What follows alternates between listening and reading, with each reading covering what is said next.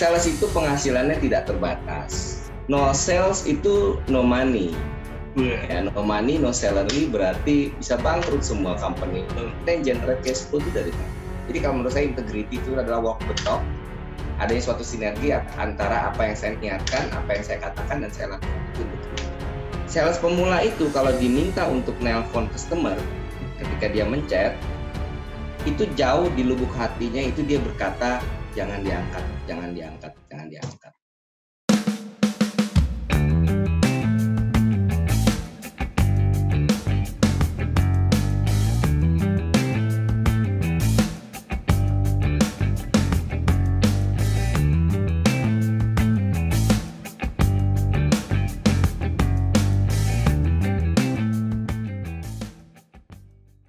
Oke, luar biasa. Hari ini ketemu dengan Coach yang luar biasa, ya, Coach Willy ini. Halo, Coach Willy.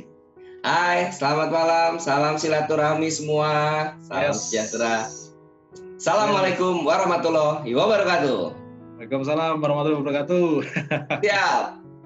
Yes. Bagaimana saya bisa membantu, Kak? Yes.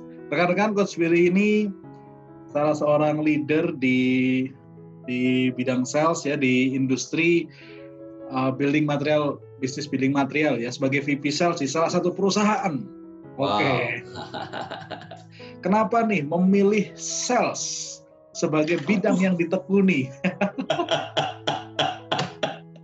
Jadi mengapa saya awalnya mendalami pekerjaan sebagai seorang sales itu, ya? Saya ulang ya. Ya. Kurang lebih demikian. Awalnya kalau boleh dibilang, saya pertama kali itu jadi profesional itu di tahun 2002. Posisinya itu sekitar 6 bulan itu pure sebagai engineer. Oh. Ya, karena saya basisnya adalah S1 Teknik Sipil dari Universitas Indonesia. Yeah. Dan pada saat itu saya menjabatnya sebagai engineer. Nah, karena merupakan sebuah jalan dari Allah Subhanahu wa taala, nah pada saat itu ada senior saya yang resign. Dan posisinya waktu itu langsung sales manager. Wes. Nah, dan itu reportingnya langsung ke director. Itu tahun 2002. Jadi saya posisinya itu 2002 itu belum jadi manager, jadi tadi masih acting manager ya. Teman langsung reportnya ke director. Jadi terus terang kalau pertanyaannya yang memotivasi saya sehingga saya mendalami profesi sales, ini terus terang kalau mau jawab jujur ini kecebur sedikit, Kak. Antara kecebur dan namanya kita pada saat itu masih muda ya. Umur sekitar 23 tahun dapat fasilitas mobil. Ya udah ambil aja kesempatannya. Dan lucunya adalah departemennya pada saat itu nama departemennya adalah Business Development and Planning Department. Sampai sekitar 5 tahun saya tidak mau disebut sebagai seorang sales. Wah. Jadi kalau ditanya orang saya seorang BDP manager atau apa disebutnya. Jadi banyak denial dalam diri saya. Padahal day to day saya activity semenjak saya kuliah pun, kemudian waktu dari SMA pun sudah sering ngajar matematika dan lain-lain. Itu sebenarnya juga cikal bakalnya adalah seorang sales. Saya juga hobinya ikut MLM dari dulu. Cuman entah kenapa karena sesuatu dan lain hal saya tidak mau disebut sales pada saat itu. Kenapa tuh? Sampai titik balik hidup saya tuh karena saya begini ya, sulit ceritanya nih. Karena engineer itu kita punya ego agak-agak tinggi gitu ya. Teknik sipil lagi ya, di tahun itu lagi ya. Kalau sekarang sih yang penting dompetnya tebel, Kak. Jadi kita ada sedikit anekdot kalau seorang engineer itu ya. Misalnya saya dengan Kak Pusta gitu ya. Kakak pinter, masalahnya saya lebih pinter. Bercandanya gitu. Itu joke lah.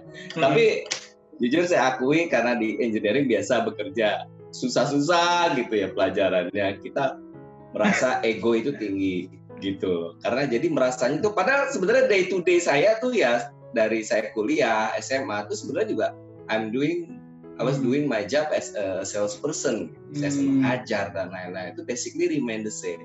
Sampai akhirnya suatu titik balik hidup saya di 2008 itu di sebuah training di kawasan Kemang. Itu memang titik baliknya hidup saya. Akhirnya saya menyadari bahwa ini adalah jalannya. Sampai 2008 saya akhirnya setelah sekitar 5 tahunan saya menjalani profesi sales. Untuk menulis kalimat I'm a salesman itu saya butuh waktu 5 tahun. Wow, apa yang terjadi di Kemang itu rupanya? Saya tidak boleh sebut nama lembaganya ya. Depannya mirip-mirip sama merek rumah makan ayam lah ya. Tapi 5 hari training itu luar biasa membentuk saya. Itu totally basic training. Dan pencarian dirinya tuh ada di dalam situ. Tidak hanya sales saja, tujuan hidup dan lain-lain. Dan di training itu juga saya belajar ketemu istilah apa namanya itu neuro-linguistic programming, kemudian soft skill dan lain-lain. Itu awal mulanya saya belajar di situ.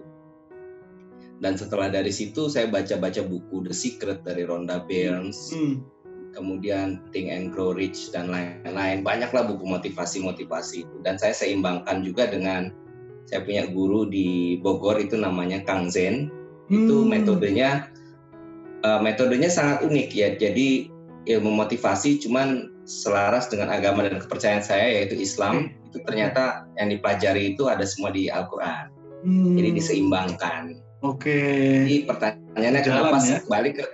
Balik ke pertanyaannya kenapa mendalami ilmu sales? Jujur awalnya kecebur dan karena ada challenge-nya dapat mobil nih. Kan buat bujangan bisa buat jalan-jalan hari Sabtu dan Minggu. Itu yang pertama. Yang kedua adalah sales itu penghasilannya tidak terbatas. Wih, ini nih. Penghasilannya tidak terbatas, sistem komisi dan lain-lain. Kita bisa do the best, the sky is the limit. Nggak seperti karyawan pada umumnya. Cukup menjawab, Kak? Yes. Baru hari pertama loh ini. Artinya gini loh, orang yang nggak suka di sales itu ternyata bisa juga berhasil di sales ya? Sebenarnya saya bukannya tidak suka di sales. Jujur awalnya tuh mungkin tidak suka dengan istilah salesnya itu ya. Ada nggak nyaman di situnya ya? Ada nggak nyaman di situnya, nggak tahu kenapa, karena memang it's totally different ya di Indonesia ya. Dari saya awal SD, SMP, SMA sampai kuliah, kita tahunya itu namanya marketing. Bahkan di mata pelajaran waktu saya ambil master di kampus Tarumanegara, saya ambil Master of Real Estate, itu juga bidangnya kalau nggak manajemen operasional, kemudian manajemen strategi, manajemen marketing, ada apa lagi ya? Nah, selling itu sendiri hanya part kecil dari manajemen atau marketing manajemen. Padahal sebenarnya kalau ilmu selling itu sebenarnya ilmu yang dari lahir itu sebenarnya kita sudah pelajari. Kalau waktu lahir kan langsung nangis ya. Betul. Itu kira-kira apa yang dijual ya menurut dirimu? Yang dijual apa ya? Menjual ini supaya orang tua datang ya. Menjual suara orang tua datang. Oke, itu satu. Yang kedua apa kira-kira? Menjual emosi ya. Emosi, oke. Terus yang ketiga kira-kira apa? Orang tua datang, emosi. Yang ketiga? Yang ketiga dikasih, ya bisa macam-macam. Bisa dikasih susu, dikasih apa? Oke. Dari lahir pun sebenarnya kita juga menjual. Kita menjual rasa kasihan. Kita jual kasihan, akhirnya orang tua datang ke kita kan. Terus kita mendapatkan apa yang kita mau. Dan semua pengusaha basically adalah sales. Kalau menurut saya, karena no sales itu no money. Ya, no money, no salary berarti bisa bangkrut semua company. Kita yang generate cash flow itu dari mana? Hanya memang kalau pengalaman saya, kalau saya dengan tim saya yang junior, kalau mereka awal-awal kerja belum dari sales, apalagi totally mungkin dari bidang yang non ekonomi ya, misalnya dari engineering atau dari tempat lain, saya bisa paham karena saya sendiri butuh sekitar 5 tahun pencarian diri UMI-nya ya kalau dalam psikologi ya, untuk menyatakan satu kalimat I'm a salesman itu luar biasa. Bahkan saya lulus master itu tahun 2010 itu, dosen pembimbing saya waktu itu bilang, kamu nggak salah pindah balik lagi ke sales. Emang kenapa Bu? Kok sales? Kamu kan udah belajar capek-capek. Terus dan saya bilang, so what? Menurut saya juga ngajar itu juga sales, karena kan itu adalah pertukaran suatu kebutuhan. Yang di selling itu kan bentuknya adalah suatu ilmu ditukar dengan orang lain, jadi kita mencerdaskan orang lain kan. Kurang lebih sama. Buat saya sales siapapun itu adalah pertukaran kebutuhan. Nah, tinggal how to deliver-nya aja seperti apa kan. Betul. Wah, jadi sales itu bisa semua orang sebenarnya melakukan ya. Kalau menurut saya ya. Pertanyaannya adalah mau nggak disebut itu sebagai sales? Kalau menurut statistik ya di Indonesia itu menurut saya dari 100 orang itu ditanya 99% ingin menjadi pengusaha, 1% itu ingin jadinya karyawan. Namun ternyata statistik juga yang menunjukkan bahwa di Indonesia yang jadi pengusaha itu di bawah 0,5%. 99,5% itu adalah karyawan. Dan oke lah, kalau kita anggap yang 99% jadi pengusaha itu benar. Ketika mereka ditanya, apakah Anda siap untuk menjadi seorang sales? Oh jangan dong, jangan jadi sales dong. Marketing ada nggak? Aduh. Ini untuk menjelaskan marketing and sales sendiri ini 3 hari 3 malam ini.